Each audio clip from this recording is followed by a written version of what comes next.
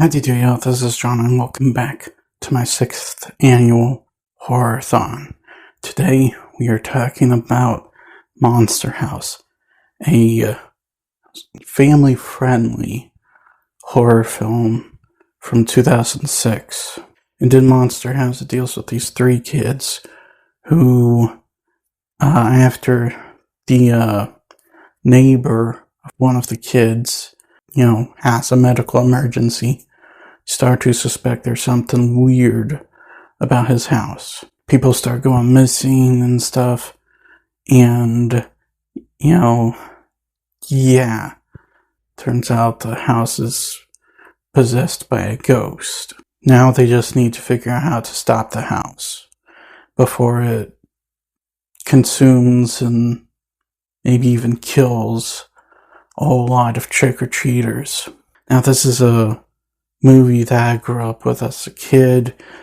It came out when I was about to turn 8. And, it was something I did not want to miss as a kid.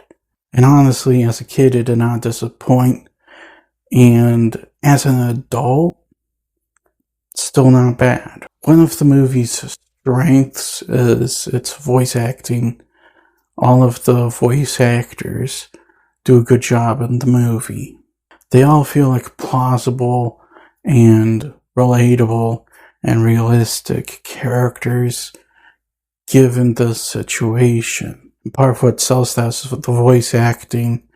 Even some of the more humorous, skeptical characters, feel believable.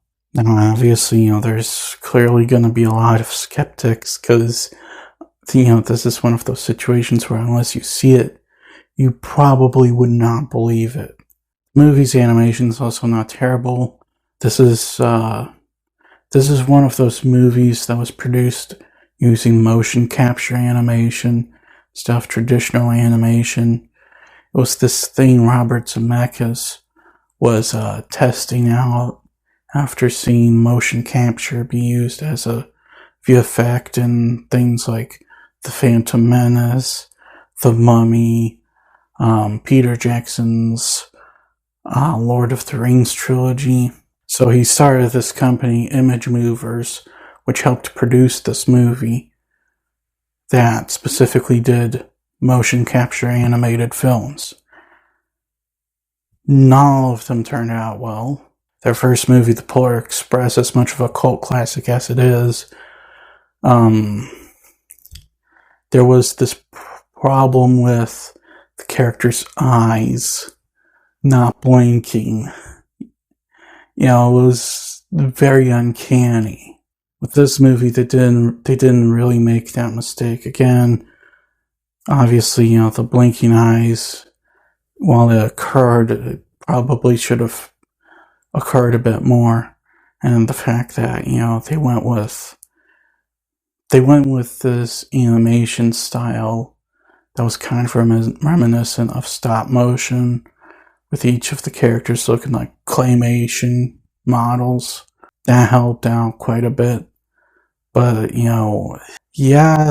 did not make that decision a whole lot. But still, despite some of the problems and glitches and bugs that they had, the motion capture animation's not terrible. Heck, I wouldn't even call it bad.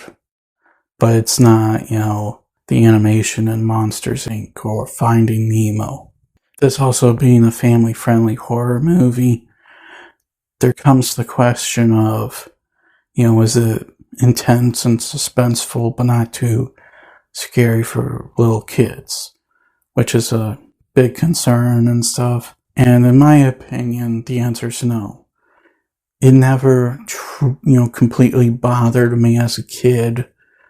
But then again, I grew up during that time period. During the 90s and 2000s, they were experimenting with family-friendly horror a lot. Goosebumps, Are You Afraid of the Dark, Truth or Scare, Coraline. Those were some of the most popular shows and movies during that time period that, did this approach, this family-friendly horror approach. And yes, I watched them all. But like I was saying, the horror 8-year-old me was never really bothered by it. And neither was my younger sister, who was like 4 at the time. And that's the narrative. It's basic, it's simple. It's also kind of original, the idea of a monster house. But it's what you would expect in a family-friendly movie. Not some overcomplicated thing, but a basic, simple story with some decent morals and also, heartfelt themes and, messages. In terms of problems with the movie, there's definitely a side character issue, quite a bit. Some of the side characters are there for a bit, then they disappear, and the explanation is very unsatisfactory. And, when these moments happen and you hear them, it just doesn't make any sense. There's also these 2 idiot cop characters that probably should have had a bit more development with them.